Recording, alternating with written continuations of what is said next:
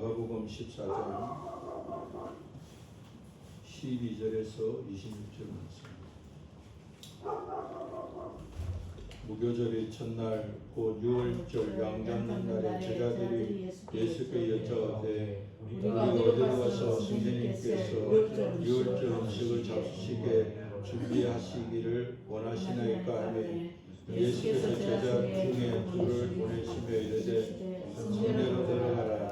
그리하면 물 한 동이를 가지고 가는 사람을 만나리니 그를 따라가서 어딘지 그가 걸어가는 그 집 주인에게 이르되 말씀이 내가 내 제자들과 함께 6월절 음식을 먹을 나의 택시 어디냐 하시더라 하라. 그리하면 자리를 펴고 준비한 큰 다락방을 보이리니 거기서 우리를 위하여 준비하라 하시니 제자들이 나가 성내로 들어가서 예수께서 하시던 말씀대로 만나 6월절 음식을 준비하니라. 저물에 그 12를 데리시고 가서 남자 먹을 때 예수께서 이르시되 진실로 너희에게 이르노니 너희 중에 한 사람도 나와 함께 먹는 자가 나를 팔리라 하시는데 그들이 근심에 하나씩 나는 아니지요 하고 말하기 시작하니 그들이 계시되 12 중에 하나고 나와 함께 그릇에 손을 넣는 자니라. 인자가 자기에 대하여 기록된 대로 가거니와 인자를 파는 그 사람에게 화가 있으리로다. 그 사람은 차라리 가지 않았더라면 자기에게 좋을 뻔하였느니라 하시니라. 그들이 먹을 때 예수께서 떡을 가시자 죽고 가시고 떼어 제자에게 주시며 이르시되 받아라 이것은 내 몸이니라 하시되 또 잔을 가지사 감사하기도 하시고 그들에게 주시니 나이를 마시니 이르시되 이것은 많은 사람을 위하여 흘리는 나의 피 곧 너희의 피니라. 진실로 내게 이르노니 내가 포도나무에서 난 것을 하나님 나라에서 새 것으로 마시는 날까지 다시 마시지 아니하리라 하시니라. 이에 그들이 참여하고 감난스러워 합니다. 유대인의 관습대로 6월절을 지키려고 하면 반드시 예루살렘을 방문해야 하고 또한 6월절 음식도 예루살렘 성내에서 먹어야만 했습니다. 그래서 예루살렘에 거주하는 사람들은 6월절을 지키기 위해서 예루살렘에 온 사람들이 거주하는 방을 찾거나 음식을 먹을 집을 찾을 때 거절하지 않고 알선해 주는 것이 관례가 되었습니다. 그러나 예수 그리스도와 제자들은 6월절 음식 먹을 장소를 선택하기가 어려웠습니다. 왜냐하면 당시 교권 지도자들이 예수 그리스도를 거절하고 박대하고 핍박했기 때문에 예루살렘에 사는 그 주민들이 예수님과 제자들에게 음식을 먹을 집을 제공하기가 쉽지 않았습니다. 그러한 상황에 놓인 제자들은 6월절 음식 먹을 집을 미리 정해야 하기 때문에 예수님께 6월절에 음식 잡수실 집을 준비하기를 어디서 하는 것을 원하시냐고 주님께 물었습니다. 제자들의 말을 들으신 예수님께서는 12 제자 중에 2 사람을 선택해서 6월절 음식 먹을 집을 선정하도록 하셨습니다. 예수님은 제자들의 필요를 미리 아셨습니다. 그리고 예수님께서 제자들의 필요를 들으신 다음에 필요를 채워줄 수 있는 방법을 구체적으로 말씀해 주었습니다. 그러나 중요한 것은 제자들이 먼저 예수님께 구했을 때 예수님이 말씀해 주셨다는 것입니다. 예수님은 우리의 필요를 아십니다. 우리가 힘들어하고 어려워하고 우리가 가난하고 지치고 또 우리가 꼭 필요한 것들을 주님은 아십니다. 그러나 주님이 아신다고 해서 우리의 필요를 그냥 주시지 않습니다. 제자들이 예수님께 구했을 때 예수님께서 구체적으로 제자에게 말씀해 주신 것처럼 우리는 주님을 우리의 필요를 찾고 구하고 두드려야 합니다. 하나님께 필요한 것을 구해야 됩니다. 하나님께 필요한 것을 구할 때 주님 주신 것을 방해하는 세력들을 제해야 합니다. 하나님 원하시는 방식으로 주님을 찾고 구하면 하나님 우리가 잘 알아들을 수 있는 방식으로 말씀해 주시고, 그것은 아주 구체적으로 말씀하시고 깨닫게 하시기 때문에 주님께 구하면 주님이 말씀해 주시고 내가 알아들을 수 있고 내가 이해할 수 있고 실행할 수 있는 것들로 응답해 주신다는 사실을 알아야 하는 것입니다. 그래서 우리가 그것을 온전하게 깨닫지 못하고 우리 방식으로 하다 보면 그 길로 가게 되고 잘못된 길로 가게 되고 도로기 힘든 길로 가기가 쉽습니다. 주님은 반드시 내가 알 수 있는 방법, 내가 할 수 있는 방식으로 말씀해 주시기 때문에 어림잡아서 아마도 주님은 이걸 원하실 거야, 주님이 기뻐하신 일이라고 생각하고 행동하면 오히려 하지 못하는 것밖에 하는 것보다 더 나쁠 수가 있는 것입니다. 오늘 주님은 2명의 제자를 선택해서 그 일을 맡겼었는데 마가복음에서는 2명의 제자가 누구인지를 기록하고 있지는 않지만 누가복음 22장 8절의 말씀을 보면 두 사람은 베드로와 요한이었다고 말씀하고 있습니다. 예수님께서 준비하신 것을 이룰 수 있고 그것을 실천할 수 있는 사람은 12제자 가운데서 베드로와 요한이 가장 적임자였다는 것입니다.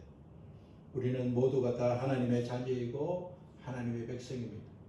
하나님 우리를 들어서시기를 원하십니다.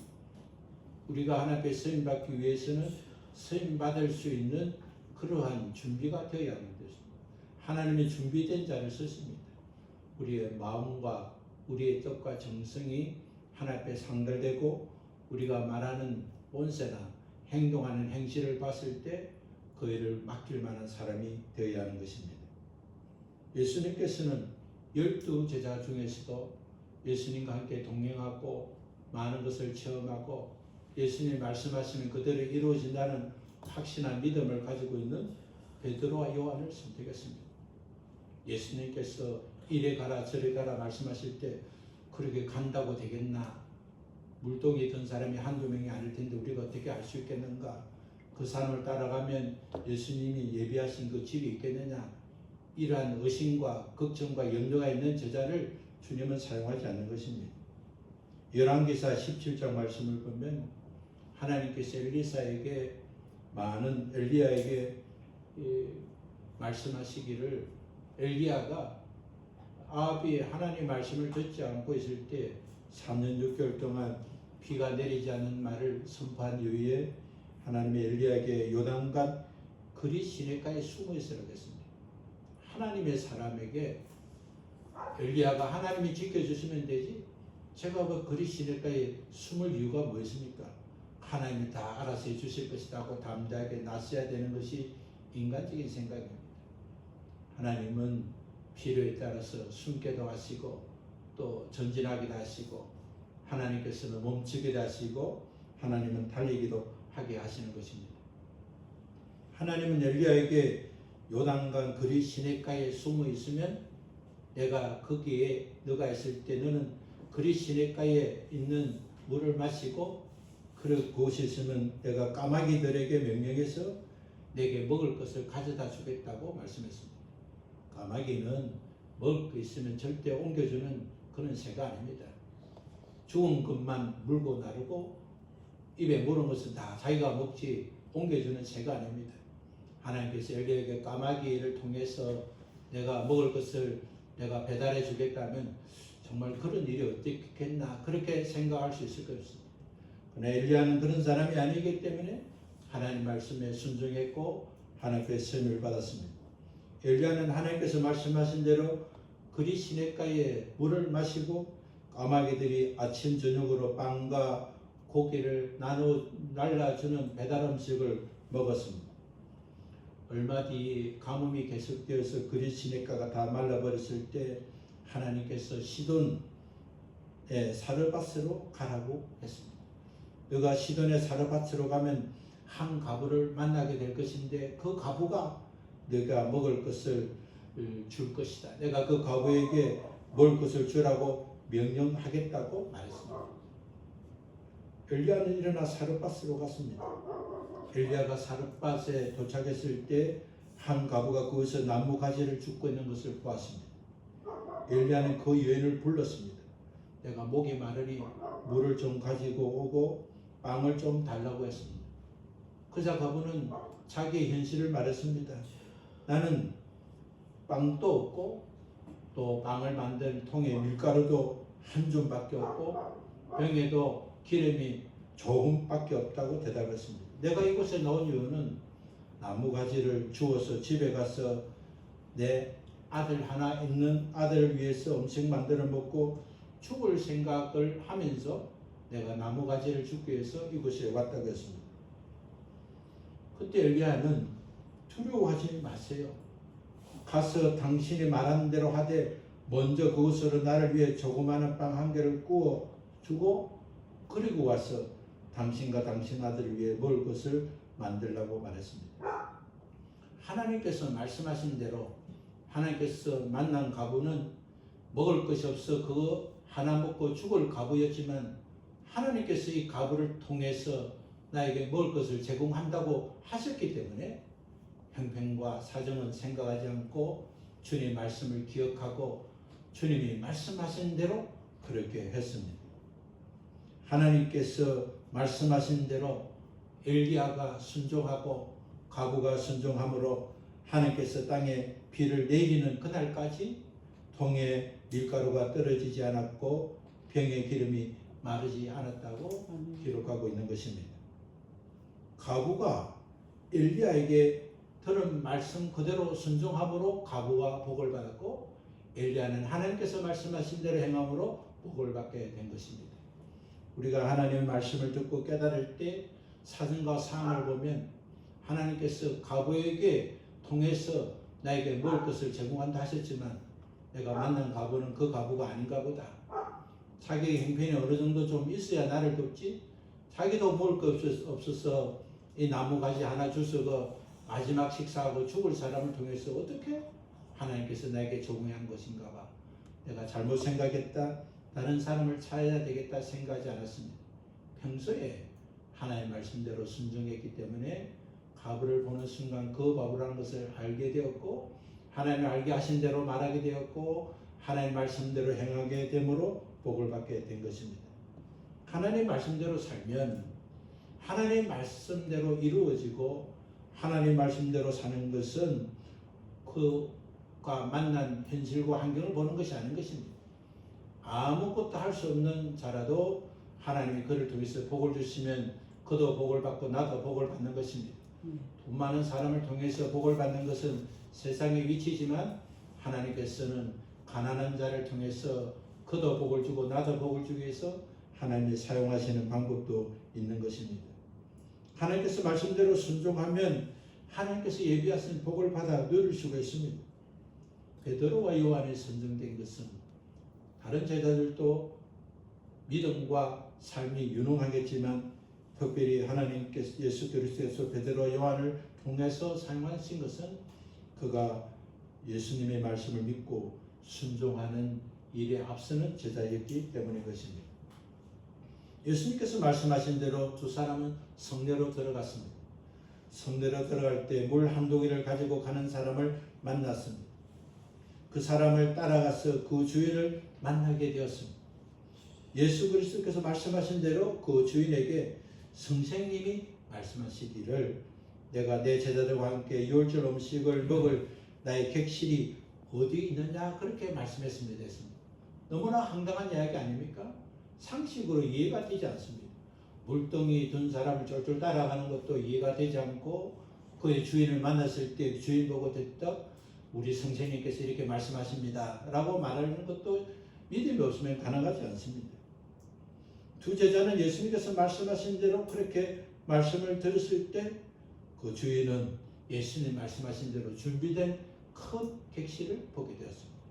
예수님께서 그 다락방을 보게 될 것이라고 말씀한 대로 그는 보게 되었습니다.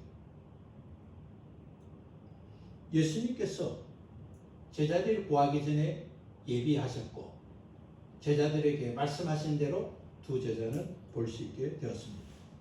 두 제자는 예수님께서 말씀하신 대로 순종했을 때 물동이를 가져가는 사람을 만났고 그 사람을 따라 갔을 때 집주인을 만났고 주님이 말씀하신 대로 말씀을 전하자 주님이 말씀하신 대로 예비된 큰 방을 보게 되었습니다.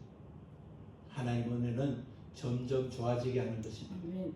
우리가 영적으로도 육적이든 우리의 믿음은 점점 확장되는 이유가 작은 것을 순종했을 때 그 다음을 발견하게 되고 그 다음을 발견했을 때 큰 걸 발견하게 되는 것입니다. 엘리야가 조그마한 구름 한 조각을 보고 하나님께서 약속하신 비가 내린다고 그렇게 선포한 것처럼 우리는 작은 일에 충성이 되고 작은 것을 보고도 하나님이 큰 일을 행하시는 것을 보고 믿음으로 고백하고 감사하는 그런 자가 되어야 됩니다. 하나님이 복 주신다 하셨는데 그러면 어떻게 이런 작은 일이 일어날 수 있을까? 이 정도는 기도 안 해도 일어나는 일이고 이 정도는 일상에서 일어나는 일인데 이것이 어떻게 응답을 할 수 있을까 하는 생각을 버려야 하는 것입니다. 하나님께 기도하고 구했다면 그 어떤 작은 일이라도 축복의 시작이고 형통의 시작이고 은혜받는 시작인 것을 고백하고 그러한 믿음으로 나아가는 자가 하나님 예비하신 큰 다락방을 보는 것처럼 은혜와 능력을 누리게 될 수 있는 것입니다. 유월절 음식 먹을 장소를 제공한 집주인이 누구일까? 사람들은 많은 추측을 합니다. 어떤 사람은 예수님이 예루살렘에 입성할 때 나귀를 빌려줬던 사람이다 이렇게 추측하기도 하고 또 여러 가지 추측을 하는데 구전에 의하면 이 집은 마가의 다락방이라고 인정하고 있습니다. 마가의 다락방은 예수 그리스도께서 부활했을 때 제자들이 함께 모였던 방입니다. 마가의 다락방은 오늘 우리가 읽고 있는 마가복음을 기술한 마가의 집 다락방인 것입니다. 예수님께서 성천하신 후에 온전히 기도하며 성령님을 기다리고 했던 말씀을 듣고 120명의 문도가 함께 기도하고 있었던 곳이 마가의 다락방이었습니다. 마가의 다락방은 베드로가 감옥 생활하다가 천사가 풀어줬을 때 찾아간 곳이 마가의 다락방입니다. 마가의 다락방은 초대교회의 한 처소가 되었고 나중에 시온교회라는 그 자리에 시온교회가 되었고 그것은 예루살렘에서 가장 오래된 교회이고 후에 사도들의 다락방 교회라는 이름으로 불려졌다는 구절도 있습니다. 그것이 어떤 곳인지는 알 수가 없지만 구절로 내려온 대로 마가의 다락방일 가능성이 높겠지만 그러나 중요한 것은 이 방을 빌려주기가 쉽지 않았을 텐데 우리 주님께서 원하실 때 그렇게 말씀하시면 그렇게 되게 된다는 확신을 가지고 또 그렇게 순종하는 사람을 주께서 사용하셨다는 것입니다. 당시 상황으로 방을 빌려주기 쉽지 않았지만 그가 선동되어 준 것은 예수 그리스도를 향한 믿음과 신뢰와 용기가 분명히 되는 것입니다. 우리가 믿음만 가지면 다 되는 것이 아닙니다. 믿음과 함께 용기가 있어야 됩니다. 믿음이 있지만 그 믿음대로 향할 수 있는 용기가 필요한 것입니다. 오늘 주님을 향한 믿음을 가지고 있었지만 결단할 용기가 없으면 할 수가 없었을 것입니다. 예수 그리스도께서는 베드로와 요한에게 예수님이 예비하신 그 장소에서 유월절 음식 먹을 장소로 또 그것을 음식을 준비하라고 했었습니다. 유월절 음식은 기본적으로 5가지 음식을 준비하는데 첫 번째는 유월절에 필요한 양을 준비해야 되고 두 번째는 누룩이 없는 무교병을 준비해야 되고 세 번째는 선나물, 네 번째는 포도주, 다섯 번째는 정결하기 위한 씻을 수 있는 물을 준비해야 했습니다. 그러나 이때 유월절 양이 준비되었을지라도 이 식탁에는 양고기를 배설하지 않았습니다. 왜냐하면 당시 예수님께서 제자들과 드시던 날은 유월절 음식을 먹는 하루 전날이었기 때문입니다. 유대인의 하루는 해가 지는 것으로 시작되는데 예수님께서 제자들과 유월절 음식을 드신 날은 니산월 13일, 유월절이 시작되기 전 12일 저녁이었습니다. 그리고 예수님은 13일 유월절 날 어린 양을 잡는 그날에 예수님이 어린 양이 되어서 십자가에서 죽으셨다는 사실을 우리는 기억하고 있습니다. 유월절 하루 전날 니사월 12일 저녁에 베드로와 요한이 예수님께서 예비한 장소에 음식을 준비하고 그곳으로 예수님을 모시고 열주자들이 함께 그곳으로 갔습니다. 출애굽기 12장 11절에 보면 유월절 음식을 먹을 때 음식을 어떻게 먹는지에 대한 말씀이 기록되어 있습니다. 12장 11절 말씀 보면 너희는 그것을 이렇게 먹을지니 허리에 띠를 띠고 발에 신을 신고 손에 지팡이를 잡고 급히 먹어라. 이것이 여호와의 유월절이라고 말씀했습니다. 유월절 날 급하게 출애굽해야 되기 때문에 애굽 땅에서 탈출하기 때문에 식사를 노곤하게 먹지 않고 서서 지팡이 허리에 띠를 띠고 신을 신고 손에 지팡이를 잡고 급히 먹으라고 했습니다. 마지막 때 피나나 도망가기 위해서는 뒤를 돌아보지 말고 내려가지도 말고 겉옷도 입지 말아야 되듯이 우리가 악한 것들과 거짓된 것과 구원의 길로 가는 것은 급히 해야 되는 것입니다. 이것저것 하다 보면 못하는 것입니다. 이것 해야 되고 저것 해야 되고 일의 순서가 바뀌고 먼저 하나님의 나라를 구하는 일에 힘쓰지 않으면 주님이 허락하신 그 은혜의 길로 갈 수가 없습니다. 유월절은 구원받은 날입니다. 죽음에서 구원받고 노예 생활에서 구원받고 사망에 따라서 구원받았습니다. 구원받았으니 하나님의 그 길로 인도하시는 길은 평탄하고 안전하고 내가 어떤 행동을 해도 하나님 다 지켜주신다고 생각하는 것은 어리석은 것입니다. 급히 그것을 떠나야 하기 때문에 지팡이를 짚고 실을 신고 띠를 띠고 언제든지 달려갈 수 있는 채비를 갖고 먹는 것이 바로 유월절 음식이었습니다. 예수님께서 제자들과 함께 들으셨던 당시 식사법은 비스듬히 누워서 음식을 먹는 그런 간섭으로 바뀌었습니다. 유월절 의식은 그대로 했지만 유월절 음식을 먹는 방식은 비스듬히 먹는 간섭으로 바뀌었습니다. 그렇기 때문에 예수님께서 제자들과 함께 유월절 음식을 드신 것은 우리가 만찬에 마지막 만찬에 있는 그런 그림처럼 한 것이 아니라 비스듬히 누워서 제자들과 함께 음식을 먹은 것으로 우리는 이해할 수 있습니다. 예수님께서 음식을 먹으면서 내가 진실로 하는 것은 내가 정말 농담이 아니야? 이거는 진심이야? 아멘이라는 뜻인데 너희 중에 한 사람 곧 나와 함께 먹는 자가 나를 팔리라고 말씀했습니다. 예수 그리스도께서 제자들과 음식을 잘 드시고 있으면서 이곳에 한 사람이 배반자가 될 것이라고 말씀했습니다. 즐겁게 묵던 축제와 같은 분위기가 급속하게 냉각되었을 것입니다. 유대인이 함께 음식을 먹는다는 것은 단순한 문제가 아니었습니다. 유대인들은 이방인과 식사를 같이 먹지를 않습니다. 유대인들은 자기와 동지가 되지 않는 사람과는 식사를 하지 않습니다. 유대인들이 음식을 먹는다는 것은 상대를 존중한다는 뜻이고 당신과 그 운명을 함께 하겠다는 의미를 포함하고 있습니다. 그렇기 때문에 함께 음식을 먹는 자는 그냥 맛있는 음식을 함께 나누는 정도가 아니라 나는 당신을 존중하고 당신과 운명을 함께 하겠다.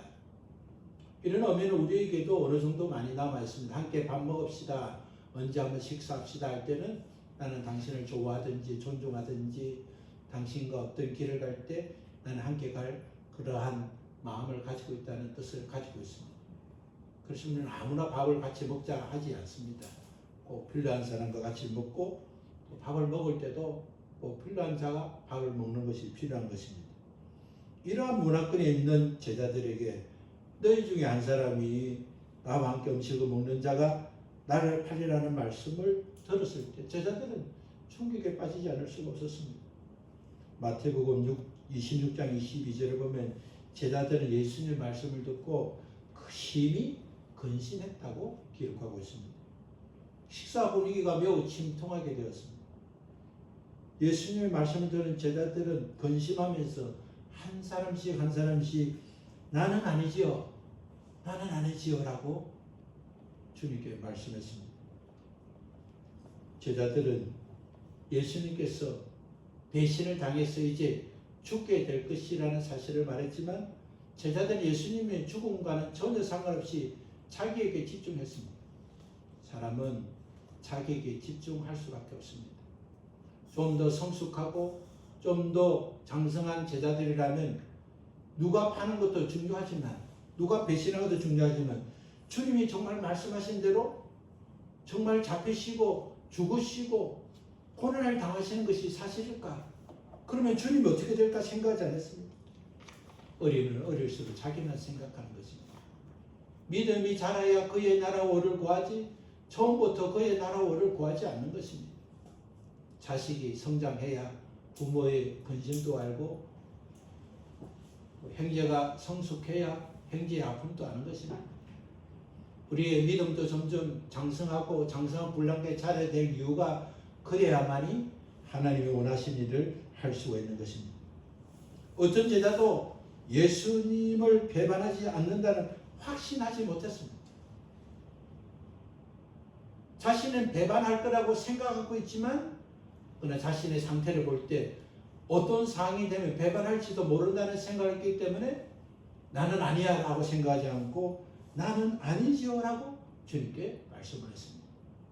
우리가 구원받아 하나님 자녀가 되었고 하나님께서 내게 은혜를 베푸신다는 걸 알고 있으면서도 불구하고 어려움이 생기면 하나님 나를 버리신가 아니신가, 또 심하면 하나님이 안 계시는 것은 아니신가, 하나님 나의 기도를 들으시지 않으시는 건 아니신가, 하나님 나를 저주하시는 것은 아니신가 하고 우리는 우리 자신을 의심할 때가 있는 것입니다. 믿음이 장성하면 환경을 보지 않고 하나님을 보게 됩니다. 믿음이 장성하면 현실을 보지 않고 주님이 은혜를 베풀으신 것을 생각하게 되는 것입니다. 12제자 중에 어떤 누구도 주님부터 청청백력 같은 말씀을 듣자 그들은 나는 아니지요, 나는 아니지요 하면서 자신의 불안감을 감출 수가 없었습니다. 예수님은 12 중에 하나 곧 나와 함께 그릇에 손을 넣는 자라고 말씀했습니다. 그릇에 손을 넣는 자라는 것은 함께 빵을 먹을 때 소스를 찍는 자라는 뜻을 가지고 있습니다. 유대인들은 이제 야자, 대추, 또 금포도, 무화과 이런 과일을 얽혀서 묵을과 식초를 섞어서 소스를 만드는데 이 소스는 보통 2명, 4명, 2명 내지 3사람이 먹을 수 있는 그릇에 담아서 2-3사람 앞에 한 그릇을 넣습니다. 우리도 어떤 것을 찍어 먹을 때 가족끼리는 3사람 정도 먹을 수 있도록 초장과 된장을 넣듯이 이 과일을 어긴 그 물과 식초를 담은 것을 2-3사람 물대로 놓는데 예수님 가까이에 있어 앉아서 함께 그 그릇에 소스를 찍는 자가 나를 팔리라고 말씀했습니다. 그릇에 손을 넣는 자는 빵을 찍기 위해서 예수님과 별 거리감 없이 그냥 편안하게 그릇에 손을 넣는 자, 겉으로 볼 때 예수님께 신뢰를 받고 인정하고 가까운 자가 나를 팔 것이라고 말씀했습니다. 요한복음에서는 이 당시의 상황을 많은 상황을 보여주는데 그 배반자가 누구인지를 요한복음 13장 23절에 보면 가룟 유다라고 소개하고 있고 예수님께서 떡 한 조각을 찍어 가룟 유다에게 줌으로써 가룟 유다가 배신자임을 지적한 것을 묘사하고 있습니다. 예수님께서 빵을 하나 찢어서 거기에 유다에게 줄 때 유다가 그것을 받고 소스에 찍어서 먹었을 거죠. 그 말할 때 유다에게 떡을 주었기 때문에 예수님은 유다가 알아듣도록 하셨다고 기록하고 있습니다. 예수님은 사내들인 공회에서 지도자들이 예수님을 죽이는 음모가 구체적이 되어가고 예수님의 죽음의 시간이 임박하고 예수님은 언제 어떻게 죽으실지를 미리 아시고 계셨습니다.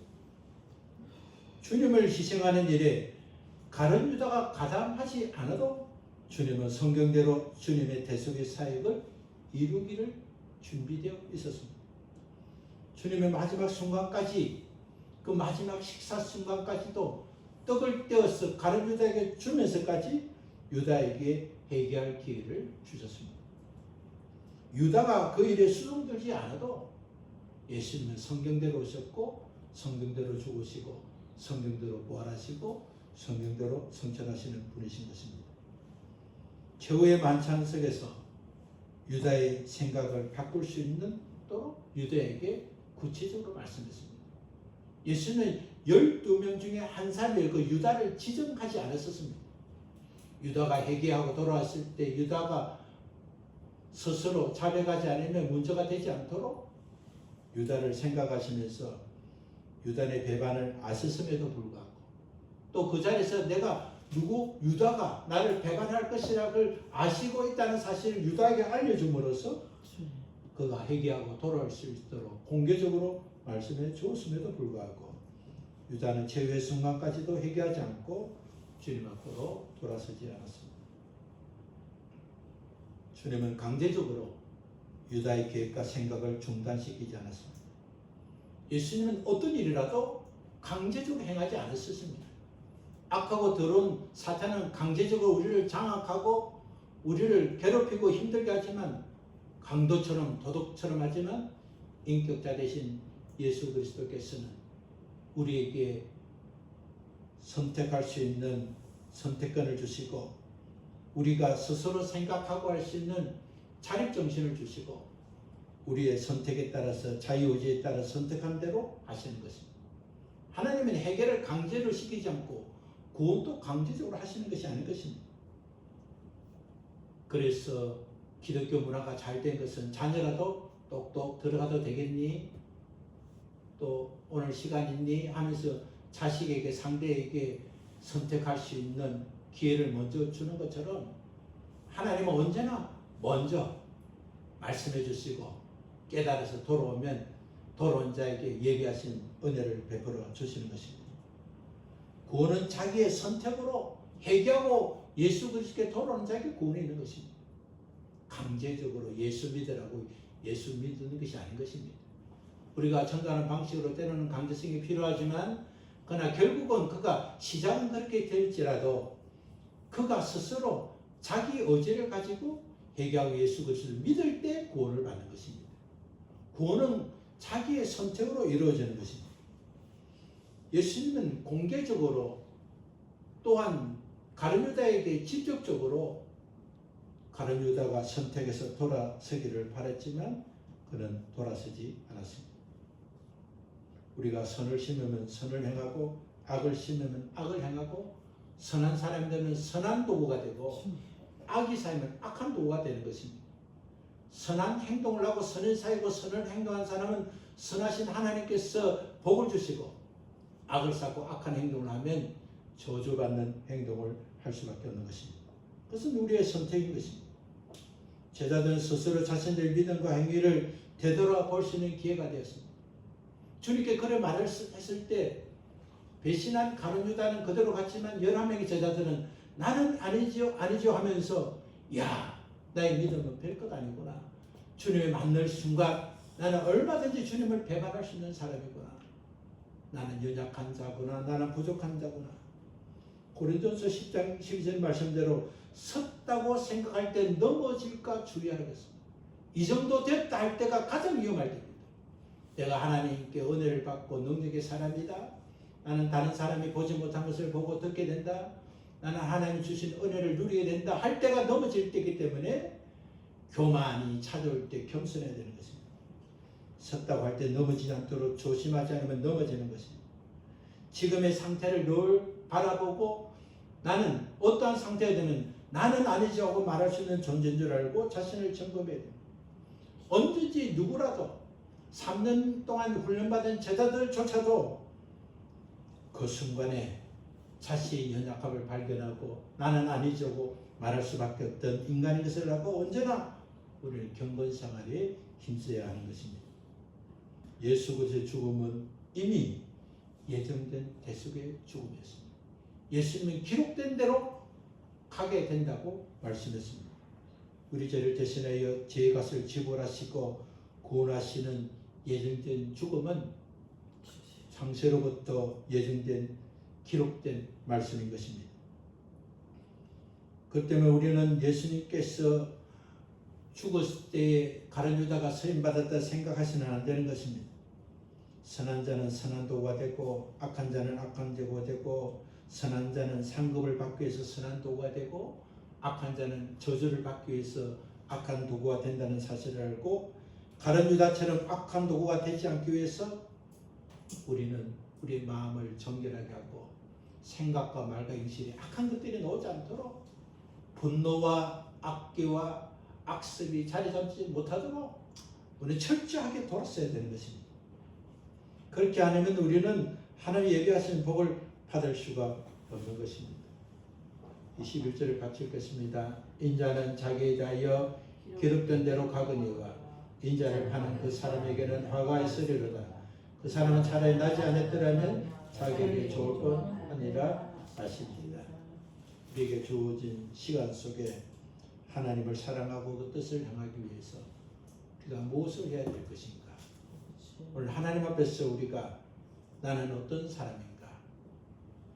제자들이 나는 아니지요 라고 했던 그 말을 들을 때 나는 결코 무엇이라고 대답할 수 있을 건가?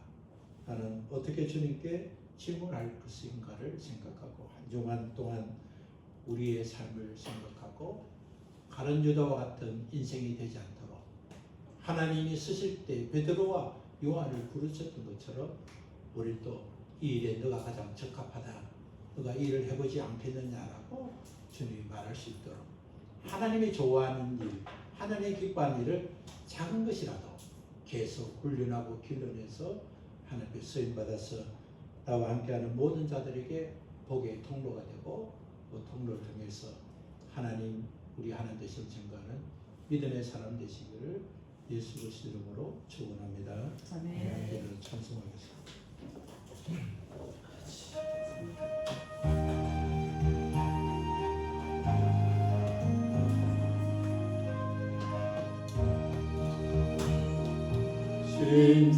신자의 원합니다. 진심으로 신자의 원합니다. 진심으로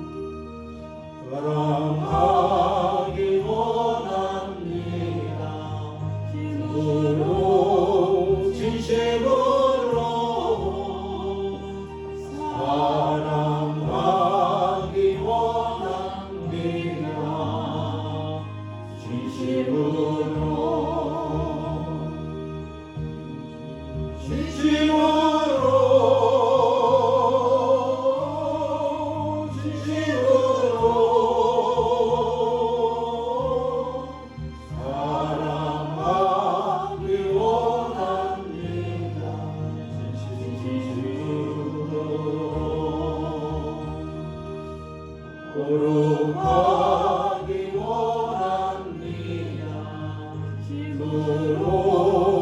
진심으로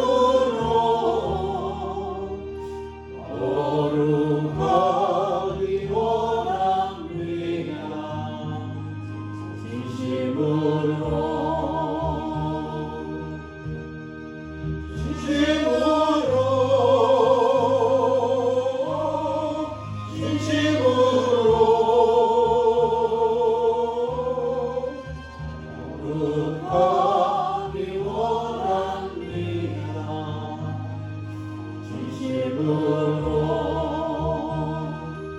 예수 닮기 원합니다. 힘으로 진심으로 예수 닮기 원합니다. 진심으로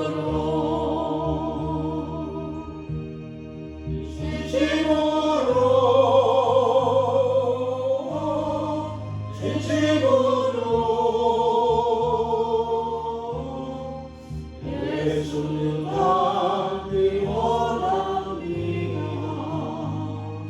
진심으로